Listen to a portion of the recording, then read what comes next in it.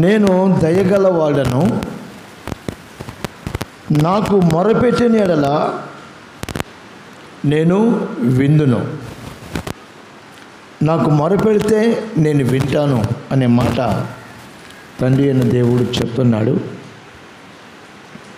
అయితే ఎవరు మొరపెడితే వింటాను, ఎవరు నాకు మొరపెడితే నేను వింటాను అనే మాట కూడా మనం పరిశుద్ధ గ్రంథంలో నుంచి చూస్తాం. చూడండి, సామెతల గ్రంథం 3వ అధ్యాయం 34వ వచనంలో మనం చూస్తే, సామెతల గ్రంథం 3వ అధ్యాయం 34వ వచనంలో,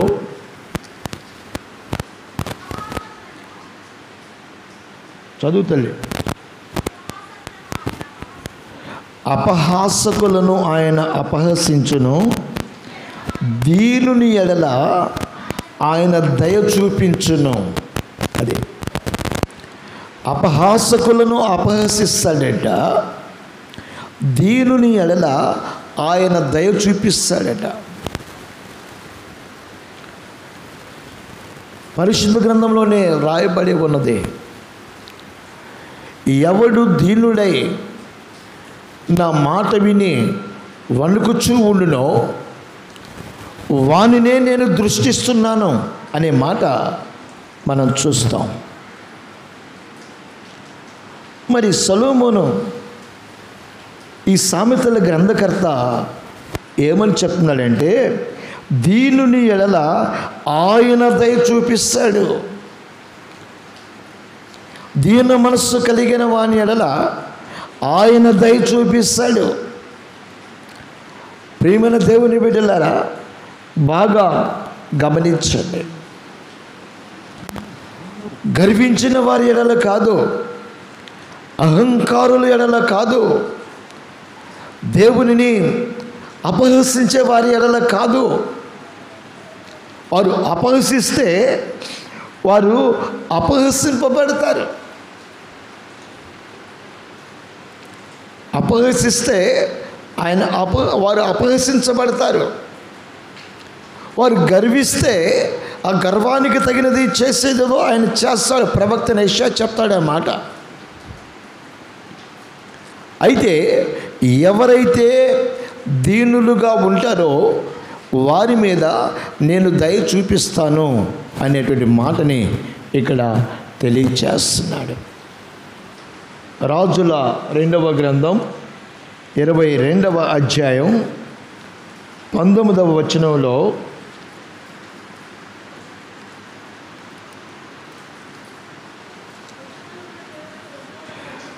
ఇశ్రాయేలీయుల దేవుడైన యెహోవా సెలవిచ్చినది ఏమనగా, ఈ స్థలము పాడగుననియు దాని కాపురస్తులు దూషణాస్పదులగుదరనియు నేను చెప్పిన మాటలను నీవు ఆలకించి నీ బట్టలు చింపుకొని నా సన్నిధిని కన్నీళ్లు రాల్చితివి గనుక నీవు చేయు మనవి నేను అంగీకరించి ఉన్నాను. ఎంత చక్కటి విషయాన్ని ఇక్కడ దేవుడు తెలియచేస్తున్నాడు చూడండి. దీనులకు దయ చూపించేటువంటి దేవుడు ఆయన ఏం చెప్తున్నాడో మనము గమనిస్తే అక్కడ వివరిస్తున్న మాట, ఈ స్థలము పాడగునని దాని కాపురస్తులు దూషణాస్పదులగుదరనియు నేను చెప్పిన మాటలను నీవు ఆలకించి మెత్తని మనస్సు అనగా దయగల మనస్సు, మెత్తని మనస్సు కలిగి యెహోవా సన్నిధిని దీనత్వమును ధరించి నీ బట్టలు చింపుకొని నా సన్నిధిని కన్నీళ్లు రాల్చితివి గనుక నీవు చేయి మనవిని అంగీకరిస్తాను. చూసారా, దీనుల మనవిని అంగీకరిస్తాడట. ఆ తర్వాత ఆయన చెప్పిన మాటలను ఆలకించి, కొంతమందికి ఆ ఏంట్లో వినేది ఆ మాటలు, వచ్చాం కదా కాసేపు కూర్చొని వెళ్ళిపోదాం అనుకునే స్వభావం కలిగిన వాళ్ళు ఒకవేళ ఉంటే ఉండవచ్చేమో.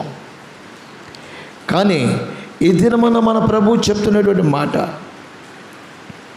నువ్వు దీన మనస్సు కలిగి నీవు ఆ మాటలు ఆలకించి, అంటే వినుట వలన విశ్వాసము కలుగుతుంది.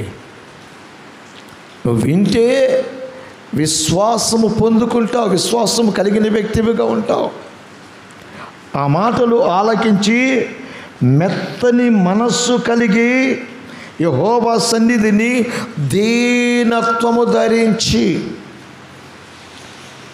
ఎవరి సన్నిధిలో అండి?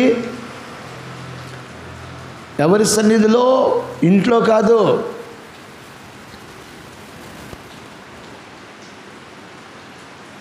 ఆయన సన్నిధిని. మోషే అంటాడు, మమ్మల్ని ప్రయాణం చేయమంటున్నావు ఈ అరణ్యంలో, మేమైతే ఒంటరిగా ప్రయాణం చేయలేం, మీ సన్నిధి మాకు తోడుగా ఉండాలి.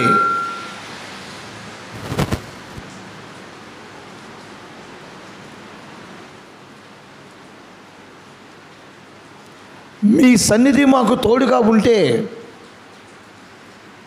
ధైర్యముగా మా ప్రయాణమును కొనసాగిస్తాం. నీ సన్నిధి లేకపోతే,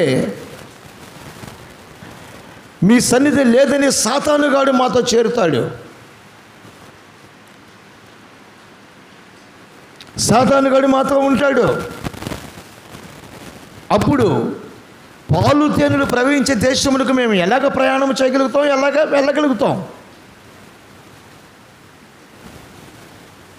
నీవు లేకపోతే పాలు తేనెలు ప్రవేశించే దేశానికి మేము ఎట్లా వెళ్తాం, ఎట్లా ప్రవేశిస్తాం? మోషే దేవునితో ఖచ్చితంగా కఠినంగా మాట్లాడుతున్నాడు. నువ్వు లేకపోతే వాడు వస్తాడు మా వెనకాల, నువ్వు లేకపోతే వాడు మమ్మల్ని వెంబడిస్తాడు, మా ఆలోచనలు మార్చేస్తాడు, వాడు మా మార్గములో వాడు పాడు చేస్తాడు. మేము వెళ్ళవలసినటువంటి ఆ చోటుకి మేము వెళ్ళేటువంటి పరిస్థితులు మాకు ఉండవు. కాబట్టి తండ్రి, నీ సన్నిధి మాకు తోడుగా ఉండాలి అని మోషే తండ్రి అయిన దేవుని వద్ద మొరపెట్టినప్పుడు ఆయన సన్నిధి వారికి తోడుగా ఉన్నది. చప్పట్లు కొట్టి దేవుణ్ణి మహిమపరుచుకుందాం. ఆయన సన్నిధి వారికి తోడుగా ఉన్నది. ఇక్కడ అదే చెప్తున్నాడు, నా యెహోవా సన్నిధిని దీనత్వము ధరించి నీ బట్టలు చింపుకొని నా సన్నిధిని కన్నీళ్లు రాల్చితివి. ప్రియమైన దేవుని బిడ్డలారా, పాత నిబంధన చరిత్రలో మనము చూసినట్లయితే ఏ వ్యక్తికైనా ఏదైనా సమస్య వచ్చినప్పుడు, వినకూడని మాటలు విన్నప్పుడు, శత్రువుల వలన సమస్యలు వచ్చినప్పుడు ఏం చేసేవారు తెలుసా? వస్త్రములు చింపుకుంటారట. వస్త్రాలు చింపుకొని దీనత్వము కలిగిన వారై, అయ్యో ఇది ఎందుకు సంభవించింది, ఎలా జరిగింది అని కన్నీరు కారుస్తారట. ఈనాడు అనేక కుటుంబాలలో కరోనా వచ్చిందంటే వస్త్రాలు చింపుకోలేదు, కానీ మూతికి మాత్రం మాస్కులు బాగా ధరించారు. పొరపాటున దాన్ని తీసి పక్కన పెట్టట్లా, ఎక్కడ చస్తాము అని, ఎక్కడ తగులుకుంటుందో ఆ తెగులని.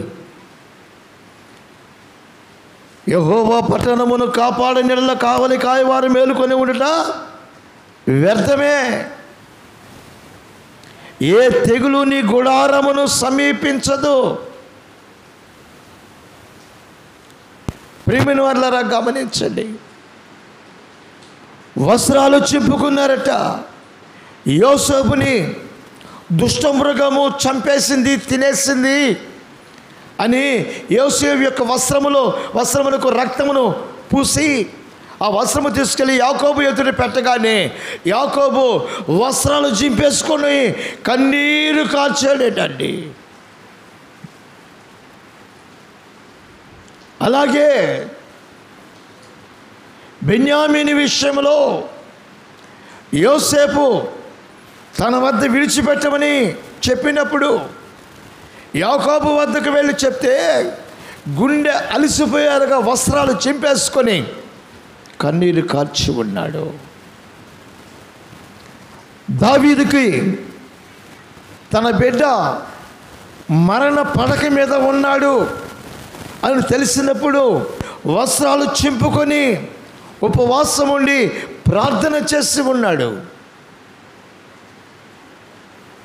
నువ్వేం చేస్తున్నావు? ఏ డాక్టర్ దగ్గరికి వెళ్తున్నావు? నీకు వచ్చిన సమస్యను బట్టి డాక్టర్ల దగ్గరికి వెళ్ళినా కూడా బ్రతికారా? నీ పిల్లలు, నీ ఇంటి వారు బ్రతికారా? బంధువులు బ్రతికారా?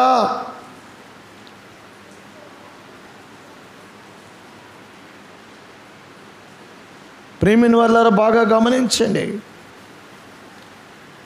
ఇక్కడ చెప్తున్నటువంటి విలువైన మాట, దీనత్వము ధరించి నీ బట్టలు చింపుకొని నా సన్నిధిని కన్నీళ్లు రాల్చితివి, నా సన్నిధిని కన్నీళ్లు రాల్చితివి గనుక నీవు చేయు మనవిని నేను అంగీకరించి ఉన్నాను. హల్లెలూయా, హల్లెలూయా. నీవు చేయు మనవిని నేను అంగీకరించి ఉన్నాను.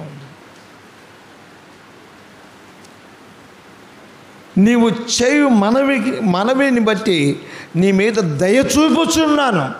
అది నువ్వు మనవి చేస్తే నీ జీవితంలో ఇంకా ఏమేమి జరుగుతాయో తెలుసా? చూడండి, యోబు గ్రంథం 5వ అధ్యాయం 11వ వచనం. యోబు గ్రంథం 5వ అధ్యాయం 11వ వచనం.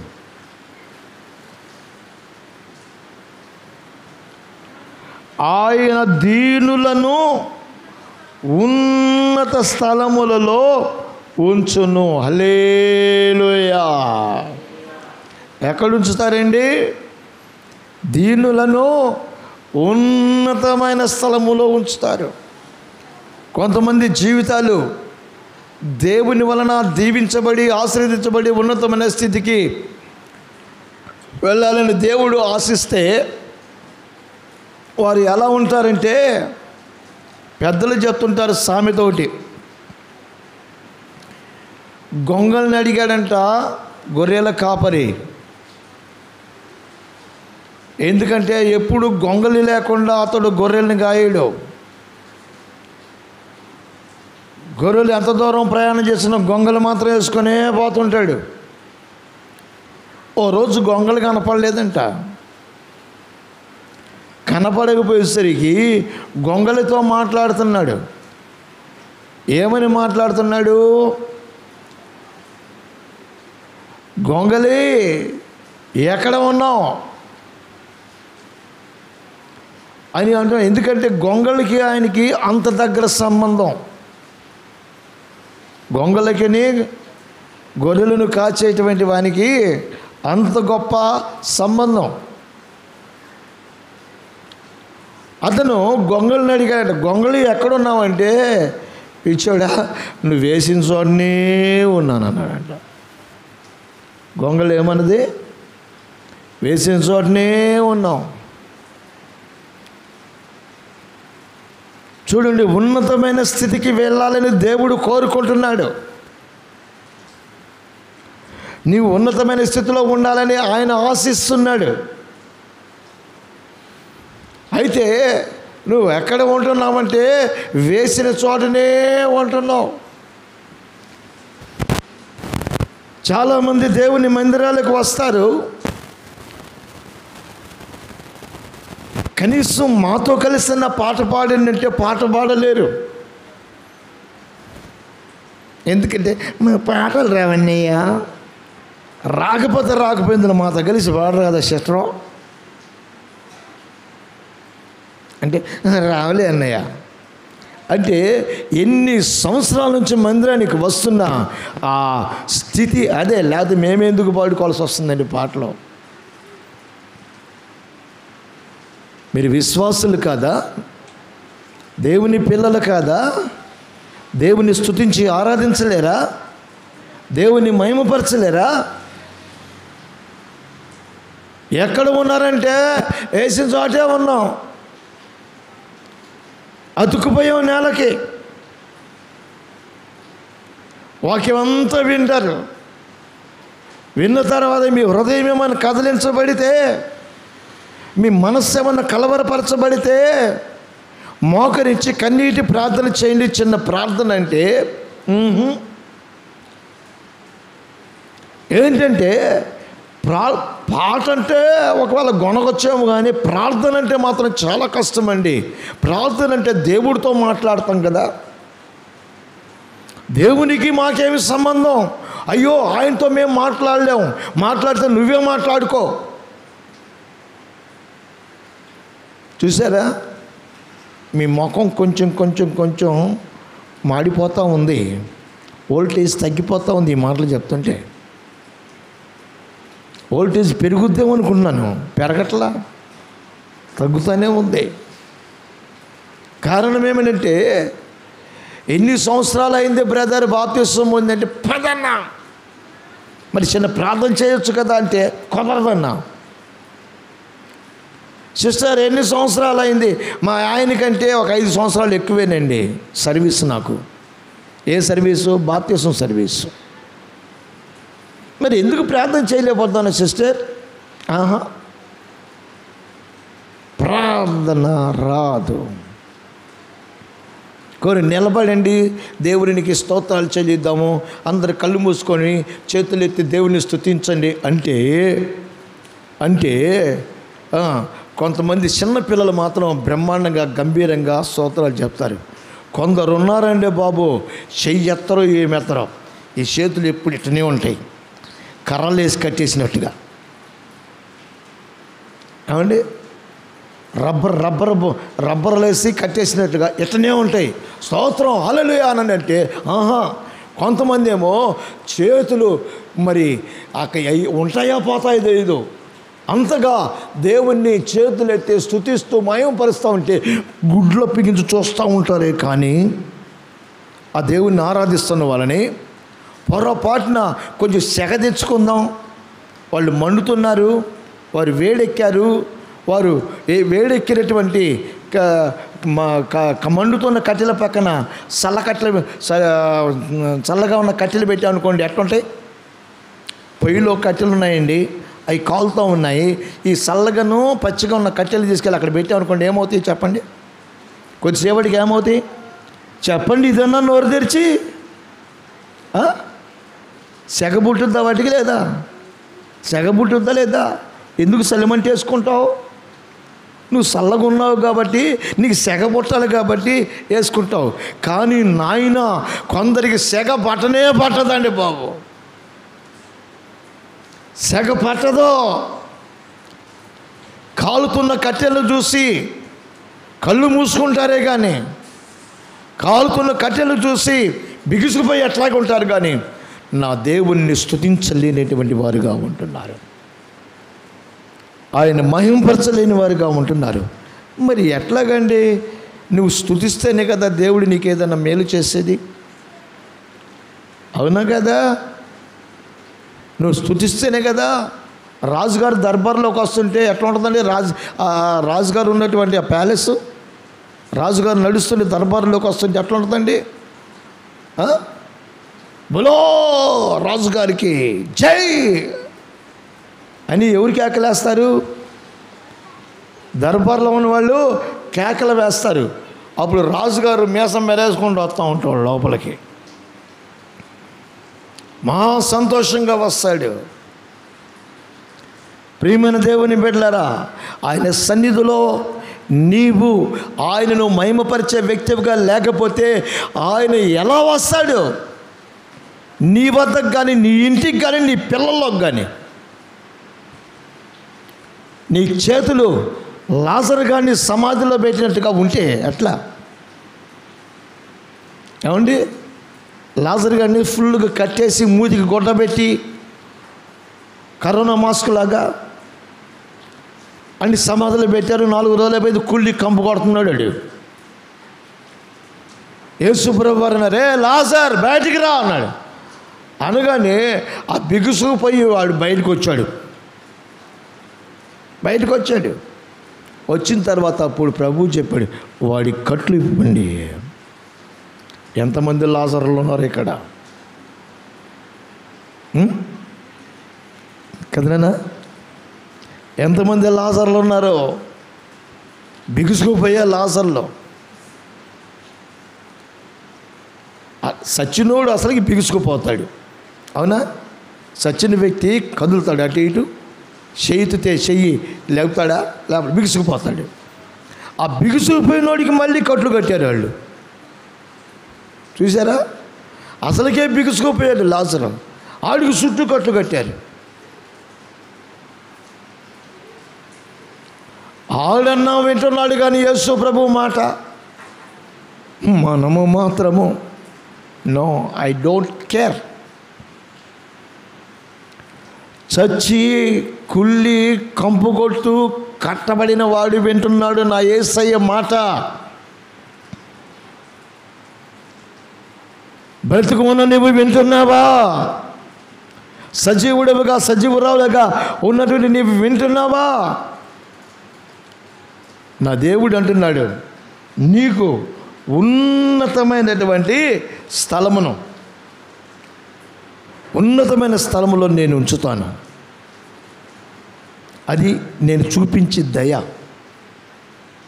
ఇంకా చూడండి, యోబు గ్రంథమే 36వ అధ్యాయం 6వ వచనం. 36 6వ వచనం.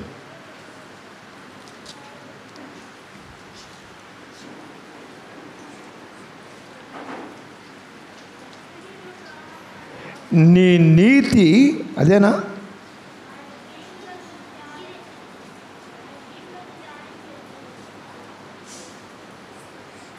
ముప్పై 6:6 చదువమ్మా. ఆయన దీనులకు న్యాయము తీర్చును. ఆయన దీనులకు న్యాయము ఎవరు? దేవుడు, సజీవుడకు దేవుడు. నీకేదన్నా అన్యాయం జరిగిందనుకో, న్యాయము తీర్చేటువంటి దేవుని వద్దకు వెళ్ళాలి. ఒక స్త్రీ న్యాయాధిపతి వద్దకు వెళ్ళి నాకు న్యాయము తీర్చు, నాకు న్యాయము తీర్చు అంటే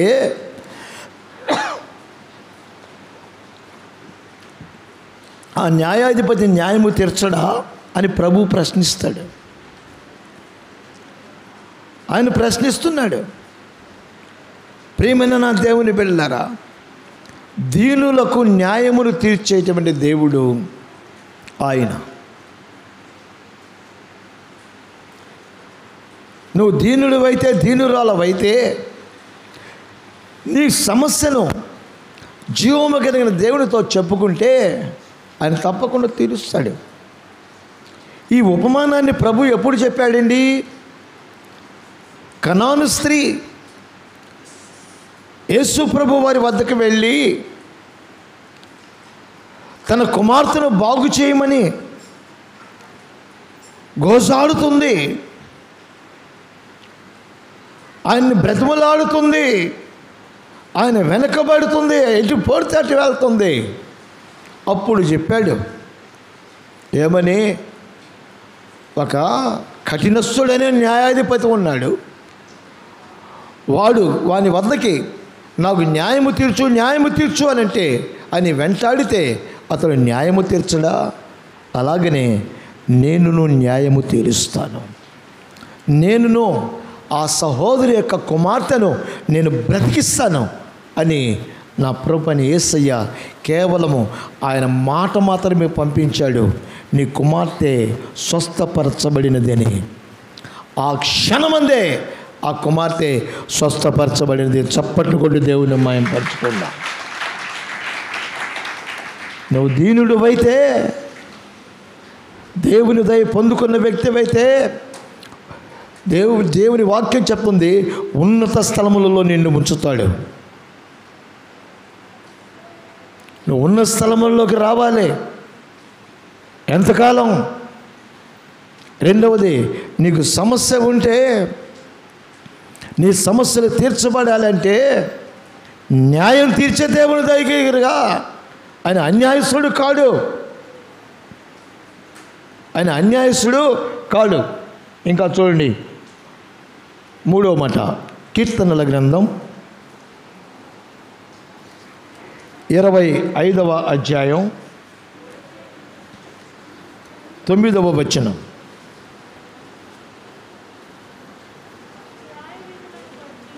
న్యాయ విధులను బట్టి ఆయన దీనులను నడిపించును, తన మార్గమును దీనులకు నేర్పును. అదే, తన మార్గమును దీనులకు నేర్పిస్తాడట. నడిపిస్తాడు, నేర్పిస్తాడు.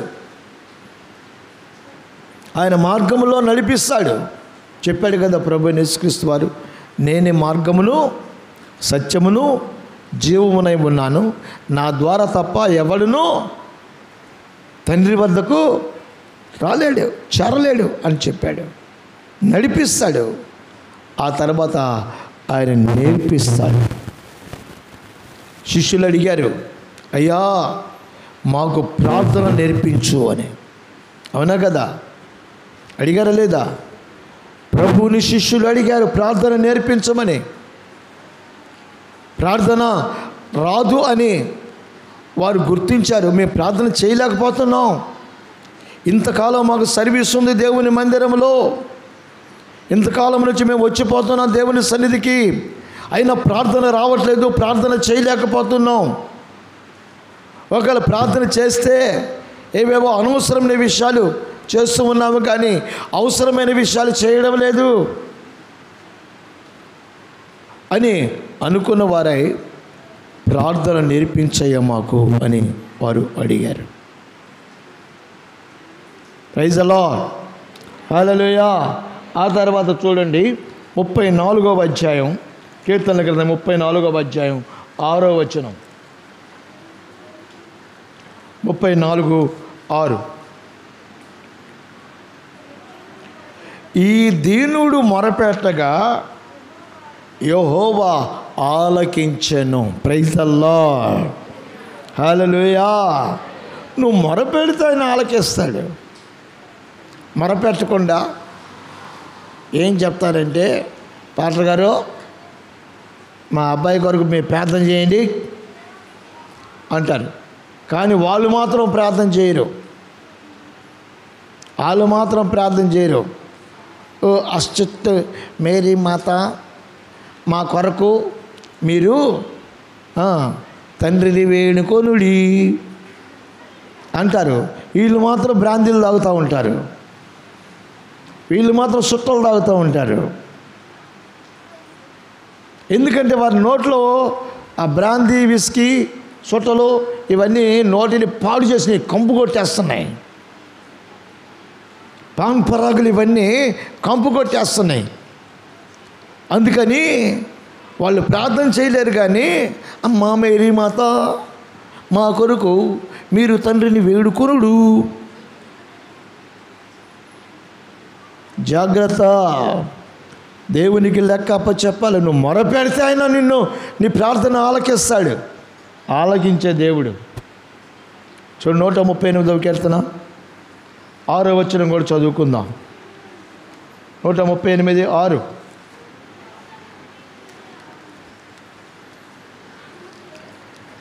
ఎవరికి పవర్ ఎక్కట్లా, బైబిల్ చదువుదాం గట్టిగానే. యెహోవా మహోన్నతుడైనను ఆయన దీనులను లక్ష్యపెట్టును, ఆయన దూరము నుండి గర్విష్ఠులను బాగుగా ఎరుగును. ఆయన మహోన్నతుడు అయినను దీనులనట లక్ష్య పెట్టేటువంటి దేవుడు. దేవునికి స్తోత్రం, హల్లెలూయా. మీకు చెప్పాను దీనుల విషయంలో దేవుడు ఎలా ఉంటారో చెప్పాను. దీనుల ఎలా దేవుడు ఎలా ఉంటాడని. దీనత్వము ధరించి కన్నీళ్లు రాల్చిన వారి విషయంలో దేవుడు ఎలా ఉంటాడో చెప్పాను. 1 ఉన్నత స్థలములను ఎక్కిస్తాడు, 2 న్యాయము తీరుస్తాడు, 3 నేర్పిస్తాడు, 4 ఆలకిస్తాడు, 5 లక్ష్యముంచుతాడు. అంటే మరిచిపోడు అన్నమాట, విడిచిపెట్టాడు. 2వ మాట కూడా మనం చూద్దాం. చూడండి, యెషయా గ్రంథం 30వ అధ్యాయం 18వ వచనం. 30వ అధ్యాయం 18వ వచనం.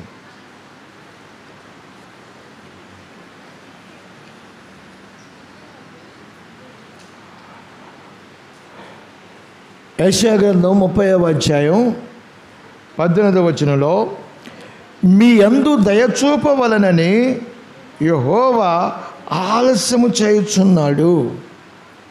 అది మీ యందు దయచూపాలని యెహోవా ఆలస్యము చేస్తాడంట. అగ్నిగుండమునకు మీరు అప్పగించబడకూడదని, మీరు నశించిపోకూడదని యెహోవా ఆలస్యం చేస్తున్నాడు. చాలామంది అంటూ ఉంటారు, మా తాత ముత్తాత దగ్గర నుంచి చెప్తున్నారండి, ప్రభు రాకడ ప్రసంగాలు అనేకం చేశారండి అని అంటారు కొంతమంది. కానీ వాక్యం చెప్తుంది, నీ మీద దయ చూపాలని ఆలస్యం చేస్తున్నాడు. అంటే ఇప్పుడు రాకడ వచ్చిందనుకో, నువ్వు ఉన్న కండిషన్ ఎలాగుంది? ఒకడు తాగొచ్చాడు మందిరానికి, ఒకడు తాగొచ్చి మందిరంలో ఉన్నాడు. నాకు ఆ సంగతి తెలియలా. వాడు తాగొచ్చినోడికి విచక్షణ జ్ఞానం ఏముంటుందండి? పెద్ద చిన్న ఏముంటుంది? వాడు ఒక్కసారిగా లేచి రెచ్చిపోయి అక్కడ టీపాయ్ ఉంటే టీపాయ్ తీసుకొని కుర్చీ తీసుకొని నన్ను కొట్టాడు. నా తలకు గాయమై రక్తం గారింది, చొక్కా అంతా తడిచిపోయింది. తాగినోడికి ఇక విచక్షణ ఏముందండి? దేవుని సన్నిధి అనేటువంటి భయం ఏముందండి వాడికి? ఆ తాగుబోతోడికి భయం ఉంటే ఆ విధంగా వస్తాడా? వాడు తాగాడు కాబట్టి రెచ్చిపోయాడు. కాబట్టి ఈ దినమున నా దేవుడు చెప్తున్న మాట, నీ మీద దయ చూపించాలని ఆలస్యము చేస్తున్నాడు. పేతురు తన పత్రికలో ఆయన రాస్తాడు, 2వ పత్రిక 3వ అధ్యాయంలో మనం చూస్తే 9వ వచనం, కొందరు ఆలస్యమని ఎంచుకొనున్నట్లు ప్రభు తన వాగ్దానమును గురించి ఆలస్యము చేయవాడు కాడు, కానీ ఎవడును నశింపవలనని ఇచ్చయింపక అందరూ మారు మనసు పొందవలనని మీ ఎడల దీర్ఘశాంతము కలిగి ఉన్నాడు. ఎవరు నశించిపోకూడదని ఆయన దీర్ఘశాంతము కలిగి ఉన్నాడు అనే మాట పేతురు గారు చెప్తూ ఉన్నాడు. కాబట్టి ప్రియమైన దేవుని బిడ్డలారా, ఆయన దయ చూపించి దేవుడు, ఆయన దయ ఏంటంటే నీవు నశించిపోకుండా ఉండాలన్నది ఆయన దయ. 3వ మాట కూడా చూడండి, విలాప వాక్యములు 3వ అధ్యాయం 25వ వచనం.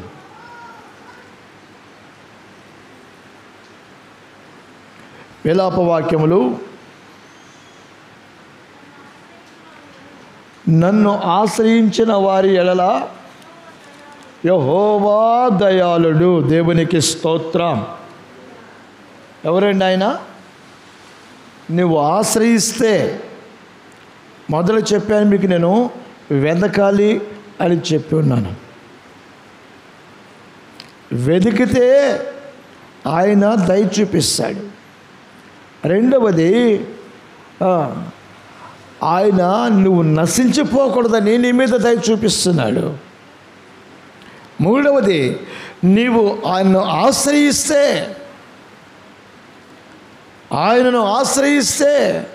అప్పుడు నీవు దయను పొందుకుంటావు. దేవునికి స్తోత్రం. హల్లెలూయా, హల్లెలూయా.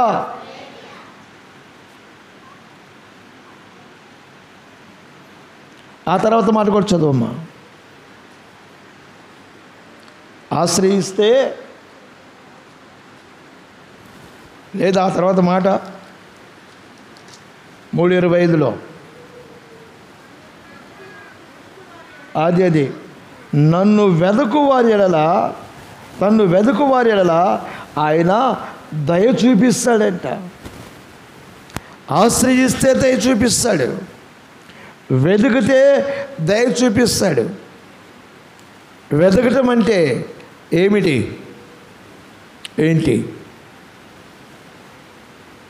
దావీదు మహారాజు అంటాడు 63వ కీర్తన 1వ వచనంలో,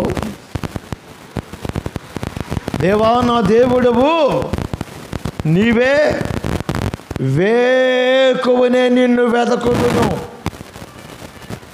బాగా గమనించండి. దేవా నా దేవుడవు నీవే, వేకువనే నిన్ను వెదకుదును. మాకు ఆత్మీయ తండ్రి నా యేసన్న గారు వేకువన లేచి దేవునికి స్తుతులు చెల్లించి ఆయన బలమును ప్రభావమును వెదకటము ఎలాగో ఆయన నేర్పించి ఉన్నాడు.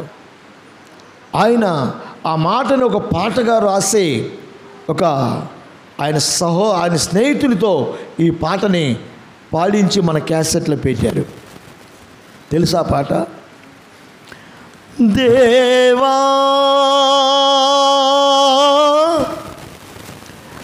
నా దేవుడవు నీవే, వేకువనే నిన్ను వెదకుదును.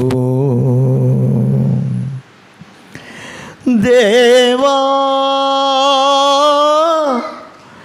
నా దేవుడవు నీవే, వేకువనే నిన్ను వెదకుదును. నీ బలమును ప్రభావమును చూడా, నీ బలమును ప్రభావమును చూడా, నేనెంతో ఆశతో ఉన్నాను దేవా, నా దేవుడవు నీవే, వేకువనే నిన్ను వెదకుదును. నీరు లేని దేశమందు దప్పిగొన్నది నా ప్రాణం, నీరు లేని దేశమందు దప్పిగొన్నది నా ప్రాణం, నీ మీద ఆశ చేత సొమ్మసిల్లెను నా శరీరం, నీ మీద ఆశ చేత సొమ్మసిల్లెను నా శరీరం. దేవా నా దేవా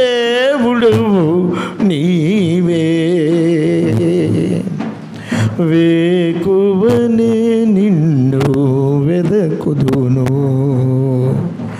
నీ బలమును ప్రభావమును చూడా,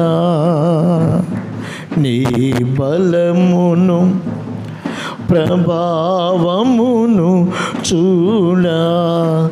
నేనెంతో ఆశతో ఉన్నాను దేవా,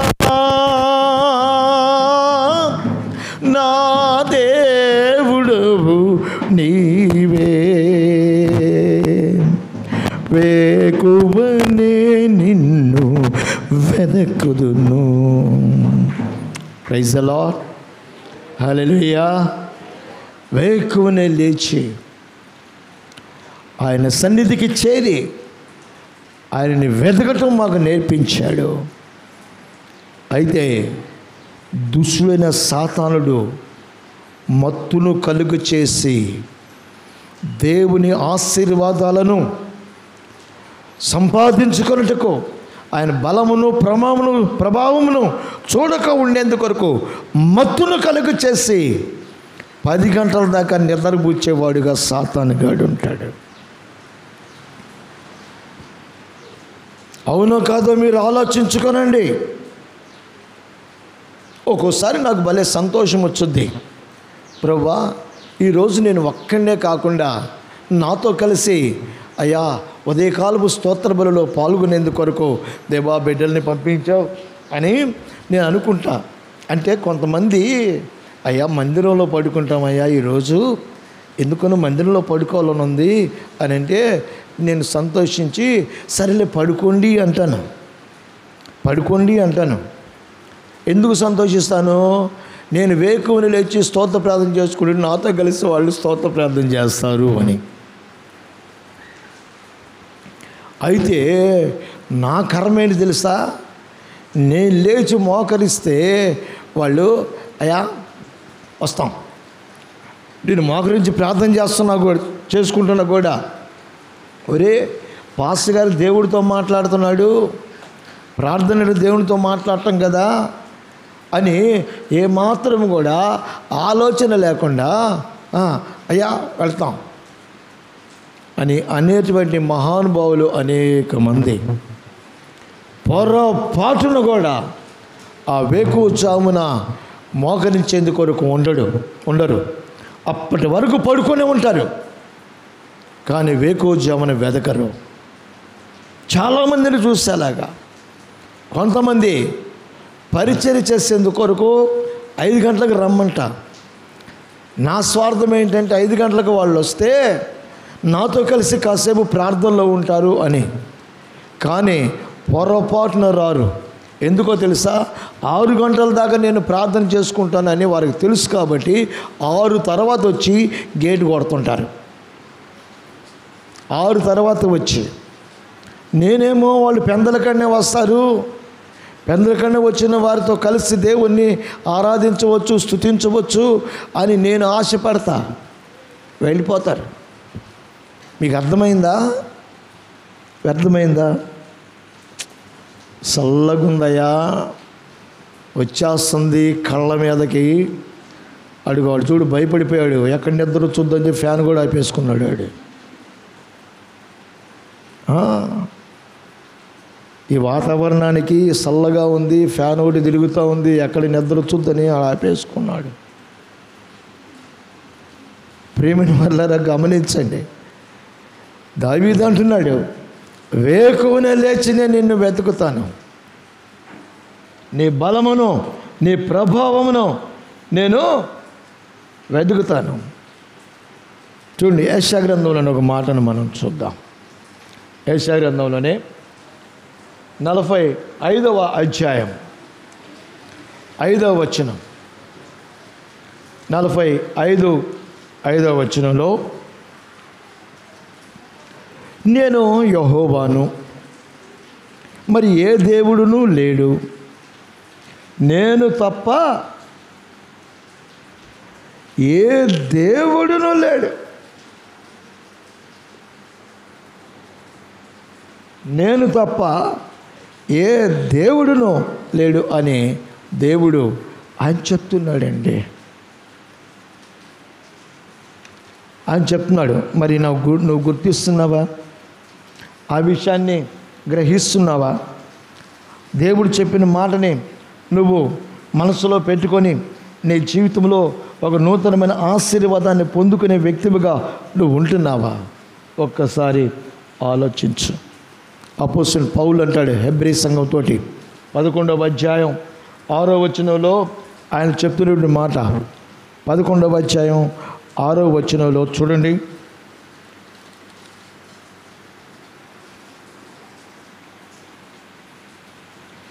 విశ్వాసం లేకుండా దేవునికి ఇష్టుడై ఉండుట అసాధ్యము. దేవునికి ఇష్టుడై ఉండుట అసాధ్యము. నువ్వు విశ్వాసం ఉంటే, నీకు విశ్వాసం ఉంటే వేకువనే ప్రభు దగ్గరకు వస్తావు. విశ్వాసము లేకుండా దేవునికి ఇష్టుడై ఉండుట అసాధ్యము. దేవుని యొద్దకు వచ్చువాడు ఆయన ఉన్నాడనియు తన్ను వెదకు వారికి ఫలము దయచేయువాడనియు నమ్మవలెను.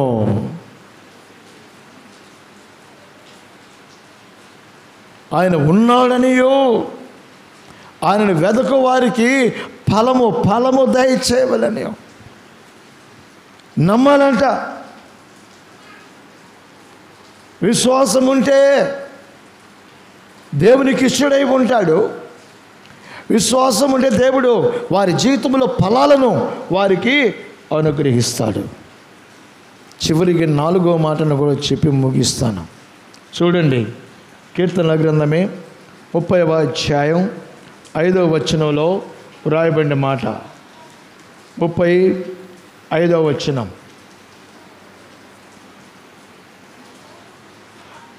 ఆయన కోపము నిమిషమాత్రము ఉండును, ఆయన దయ ఆయుష్కాలమంతయు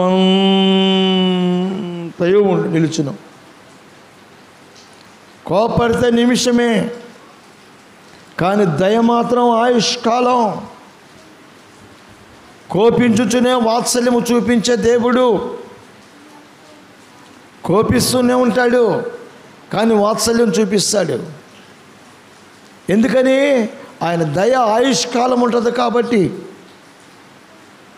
ఒకవేళ కోపడతాడు నీ పరలోకపు తండ్రి, కానీ నీ విషయమే నీకు ఒక ఆలోచన, ఆయనకు ఒక ఆలోచన ఉంటుంది. అయ్యో నా బిడ్డలు, నేను కోపడితే ఎట్లా, నేను కోపడ్డానని వారి విషయాలు నేను ఆలోచించకపోతే ఎట్లా, వారికి ఏ సమయానికి ఏం కావాలి అనేటువంటి ఆలోచన కలిగినటువంటి దేవుడు కోపించుచునే వాత్సల్యమును చూపించే దేవుడు. నేనే కానీ ఈ వాక్యము తెలియకపోతే, నేనే కానీ కోపంతో ఉన్నట్లయితే మీలో కొందరు పొరపాటును కూడా మందిరంలో అడుగు పెట్టరు. అర్థమైందా? మీలో కొందరు పొరపాటును అడుగు పెట్టరు. నేను కోపపడినా నా దేవుడు తెలియచేసిన మాట, కోపించు, వాత్సల్యాన్ని చూపించు, కోపించు, దయ చూపించు. ఎంతకాలము తండ్రి? ఆయుష్కాలము. ఎంతకాలం చూపించాలి? నేను ఆయుష్కాలం చూపిస్తాను చెప్పాను కదరా, ఇంకెంతకాలం అంటావేంటి అని నన్ను ప్రశ్నిస్తాడు మళ్ళీ. ఆయుష్కాలం, నువ్వు బ్రతికి ఉన్నంతకాలము, నీ ప్రాణము నా వద్దకు వచ్చేంత వరకు నువ్వు దయ చూపించాలి. It's my order. ఇది నా ఆలోచన పరలోకపు తండ్రిగా చెప్తున్నాను అంటాడు దేవుడు. ఆయన కోపించుచునే వాత్సల్యము చూపించే దేవుడు. ఇంకోటి ఏంటంటే, దేవుడు తన దయచేతనే ఈ ఘనమైన పరిచర్యను నాకు అప్పగించి ఉన్నాడు. బాగా గమనించండి. నేనేదో గొప్పవాడిని కానీ, థియాలజీ చేసిన వాడిని కానీ, చదువుకున్న వాడిని కానీ, లేకపోతే వెండి బంగారాలు కలిగిన వాడిని కానీ, పొలాలు స్థలాలు ఉన్నాయని కానీ దేవుడు నాకు ఈ ఘనమైన పరిచర్యను ఇవ్వలేదు. మొన్నటి తిన్నాను, ఓ నలుగురు దైవసేనులు నాతో పాటు కారులో వస్తున్నారు. వాళ్ళు పొగట్టం ప్రారంభించారు. అయ్యగారు మీరు పాడుతుంటే మాకు యేసన్న గారు గుర్తుకొస్తారండి, మాకు యేసన్న గారు గుర్తుకొస్తారండి, అయ్యగారు మిమ్మల్ని చూస్తుంటే యేసన్న జ్ఞాపకం వస్తాడు అని పొగుడుతున్నారు. నాకు కడుపులో మండిది. ఆయనతో నేనెక్కడ సమానుడినండి? ఆయన ఎక్కడ, నేనెక్కడ? ఆయన ఏ పుత్రుడు అంటే అదృష్టవంతుడైన ఏదో మాట చెప్పా. ఆ కుటుంబంలో, ఆ ఇంటిలో ఆయన ఒక్కడే క్రీస్తు యేసు యొక్క సౌందర్యమును కలిగిన వాడు. దేవునికి స్తోత్రం. దయగల మాటలు కలిగిన వాడు, ప్రేమ చూపించగలిగేవాడు, జీవము కలిగిన దేవునిని ప్రత్యక్షపరిచేవాడు. నేనెంతటోనండి అని అన్నప్పుడు వాళ్ళకి కొంచెం గుచ్చుకుంది. ఆ తర్వాత నేను అన్నాను, అయినా ఏమండి మా యేసన్న గారికి ఆయనకి థియాలజీ చదవలేదండి, ఆయనకి ఏ థియాలజీ లేదండి, ఏ సర్టిఫికెట్లు లేవండి.